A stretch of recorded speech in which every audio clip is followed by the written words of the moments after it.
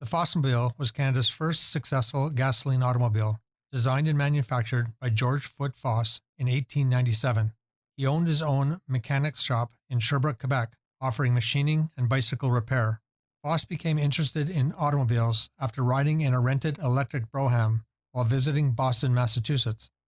He was not surprised to learn that the batteries did not last the promised rental time, and he had to have a team of horses tow it back to the dealer. On the train ride home to Sherbrooke, he decided that a combustion engine was the best solution for the future of the automobile. During the winter of 1896, Foss worked on a 4-horsepower, single-cylinder car, which he completed the next spring. The vehicle was the first of its kind to be built in Canada, fabricated from bicycle frames, parts from horse-drawn buggies, and the wheels taken from horse racing sulky. The vehicle had numerous features that were very ahead of their time. The engine was air-cooled, mounted in the front rather than under the seat to minimize vibration. The shifting mechanism was mounted to the steering tiller, something that was not common on cars until the early 1930s. Foss drove his automobile in and around the hilly and dirty roads of Sherbrooke for 4 years.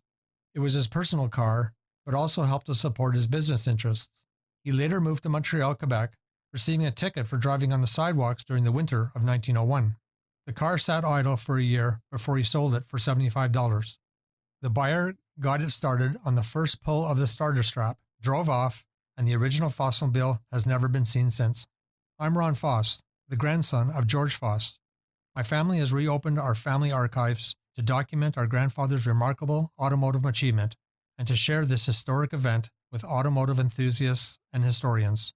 We undertook the process of building a working replica of my grandfather's automobile.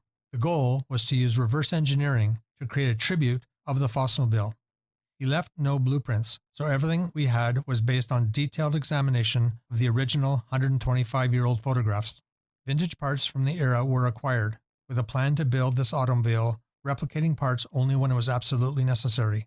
The engine, chassis, wheels, and wood body are all from the period, as are some of the smaller parts, like the mixing valve, buzz coil, and the oilers. The parts aren't all completely identical. George Foss built his engine from scratch, following diagrams from Scientific America, but they're as authentic and accurate as we could make them. The Foss family used legendary motorcar company to restructure the Fossmobile using both period and fabricated parts. They have a team of professional craftsmen dedicated to the restoration of vintage and classic automobiles. Assembling the vehicle had required gathering hundreds of parts from the wood body, custom handcrafted wood seat, engine cowl, the handmade seat cushions, to refurbishing the spoked wheels with solid rubber tires, and a complete new leaf spring suspension. All these components were built by Canadian companies, with some shipped in from as far away as British Columbia. This all-Canadian project exists not just to honor our grandfather's legacy, but to shed new light on this significant chapter in Canadian automotive history, and its display in the Canadian Automotive Museum will benefit countless future generations of Canadians.